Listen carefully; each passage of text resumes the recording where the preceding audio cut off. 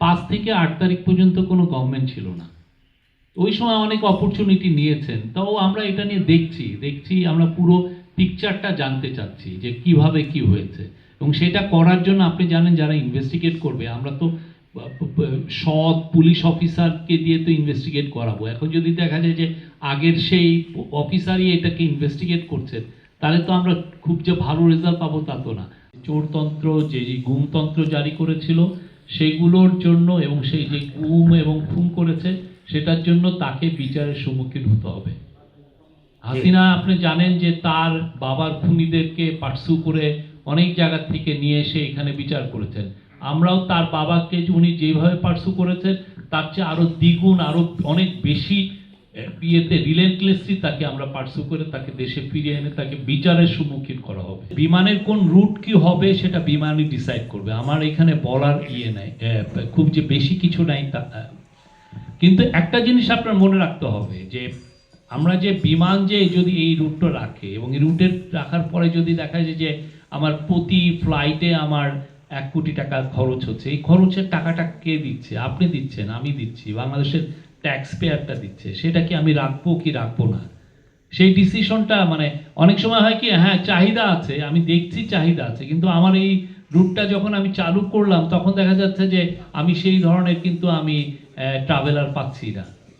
হ্যাঁ, তো সেই জন্য অনেক ক্ষেত্রে বিমানের এই ধরনের ডিসিশন নিতে হয়। তা আমি জানি না কি কারণে ওনারা ডিসিশন নিচ্ছেন বা আদৌ নিয়েছেন কিনা। আমার মনে হয় যে এটা আমরা নেক্সট ইয়েতে আমি বলতে পারবো।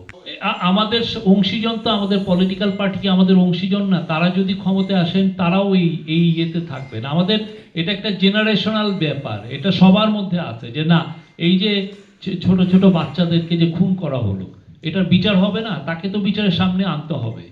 আমরা আমাদের সর্বোচ্চ চেষ্টা করব, তা আমরা যদি না পারি আমাদের সময়ে, তারপরে যারা আসবেন তারা চেষ্টা করবে। এটা জাতির একটা আকাঙ্ক্ষা, তাকে এনে বিচারের সম্মুখীন করতে হবে। না, পুরো পৃথিবীতে স্টেট ব্রডকাস্টার থাকে, স্টেটের একটা নিউজ এজেন্সি থাকে, এটা খুবই ভাইটাল একটা কাজ করে। আপনারা হয়তো বা এটা এই বিষয়ে আমার মনে হয় কি আমার মানুষের আন্ডারস্ট্যান্ডিং অনেক ক্ষেত্রে কম থাকতে পারে। আপনি পৃথিবী জুড়ে যদি দেখেন স্টেট বা একটা সরকারি একটা ব্রডকাস্টার থাকে, আপনি যে কোনো দেশে যান খুব, এবং ওদের ব্যাপ্তিটা ওরা অনেক বড় আকারে থাকে। ওদের স্টেট ব্রডকাস্টার একটা মেন প্রোগ্রামিং টিভি থাকে, নিউজ টিভি থাকে, ইংলিশ চ্যানেলের নিউজ থাকে, ভার্নাকুলার ল্যাঙ্গুয়েজের টিভি থাকে, এবং এটাকে সব দেশে আপনি যদি দেখেন, আপনি টার্কি দেখেন, রাশিয়া দেখেন, ইন্ডিয়া দেখেন, পাকিস্তান দেখেন, ইন্দোনেশিয়া দেখেন, চায়না দেখেন, এরা সবাই স্টেট ব্রডকাস্টকে বড় করছে। এটাই কিন্তু পুরো ইয়েতে, এবং ওদের নিউজ আপনি যেমন ধরেন একটা গ্রামের একটা নিউজ, এমন একটা নিউজ, সেই নিউজটা হয়তো বা একটা প্রাইভেট টিভির পক্ষে ওইটা তার মনিটারি যে মডেলটা সেই অনুযায়ী ফিনান্সিয়াল মডেলে ওই নিউজটা তার দেখালে চলে না, সে হি ক্যানট মেক মানি, কিন্তু ওই নিউজটা অনেক ভাইটাল, সেই নিউজটা কে করবে? স্টেট ব্রডকাস্টার করবে। এটার স্টেট ব্রডকাস্টারের আলাদা একটা প্রয়োজনীয়তা আছে। সেই লক্ষ্যে আমরা তাদেরকে আরও এম্পাওয়ার করার চেষ্টা করছি, তাদেরকে আরও বড় আকারে। আপনি জানেন গত সপ্তাহে 31শে ডিসেম্বর বিটিভি নিউজ লঞ্চিং হয়েছে, একটি যদিও পরীক্ষামূলকভাবে, কিন্তু এটাকে আমাদের ইচ্ছা আছে যে এটাকে আরও বড় করার। এই জন্য এই পুরো বাংলাদেশের সমস্ত নিউজ যাতে বাংলাদেশের মানুষ দেখতে পারেন। আপনি প্রাইভেট টিভিগুলোকে দেখেন, সে কি করে, তারা তো 2টা 3টা 5টা নিউজকে খুব বড় রকমের হাইলাইট করে, কিন্তু একটা স্টেট ব্রডকাস্ট তার সারা বাংলাদেশের নিউজটা তাকে দেখাতে হয়। সেই আলোকে বিটিভি নিউজ, এবং আমরা আশা করি তারা তাদের পুরো মেধা লাগিয়ে বাংলাদেশকে মানুষকে খুব ভালো ভালো প্রোগ্রাম এবং নিউজ রিলেটেড প্রোগ্রাম প্রেজেন্ট করতে পারবেন। আরেকটা বড় জিনিস হচ্ছে যে তাদের আমরা শুনেছি যে ইকুইপমেন্টের অভাব, সেই জায়গায় আমার মনে হয় যে তারা এই বিষয়গুলো দেখবেন। এটা খুবই ভাইটাল একটা জিনিস। আপনি যেটা, আর তাদের স্বাধীনতার বিষয়ে আপনি জিজ্ঞেস করেছেন, সবারকে আমাদের স্বাধীনতা দেওয়া আছে, সবাই তাদের যা যা রোল অনুযায়ী তারা বাংলাদেশের প্রেস ফ্রিডমকে সর্বোচ্চ ব্যবহার করতে পারবেন। আমরা বলতে পারি বাংলাদেশের প্রেস এই গত 5 মাসে যতটা ফ্রি ছিল বাংলাদেশের হিস্ট্রিতে এরকম ফ্রি ছিল না। আমরা এটা খুব গর্বের সাথে বলতে পারি।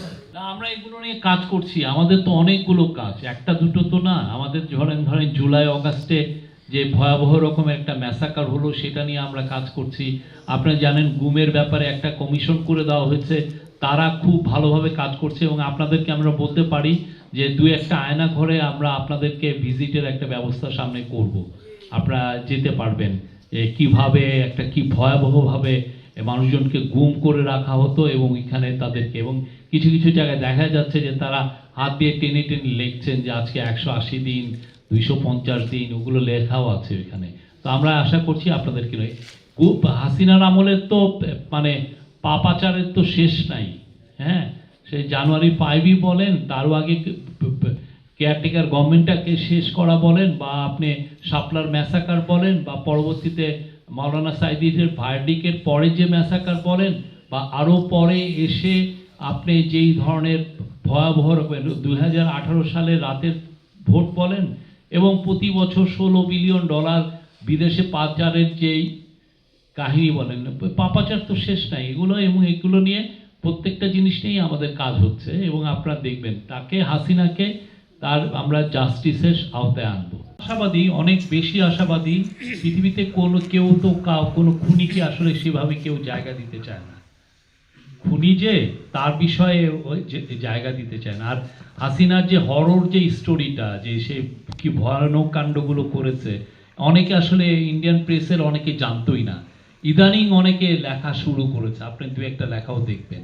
তো আশা পুরো পৃথিবী যখন জানবে যে কি ধরনের হত্যাকাণ্ড, কি ধরনের অনাচার, কি ধরনের ডিক্টেটরশিপ সে এখানে জারি করেছিল, আমার মনে হয় তার প্রেশারটা তৈরি হবে। আমরা আমাদের প্রেশার রিলেন্টলেসলি রাখবো, এবং পৃথিবীব্যাপীও এই প্রেশারটা তৈরি হবে যে তাকে এই বিচারের সম্মুখীন হতে হবে।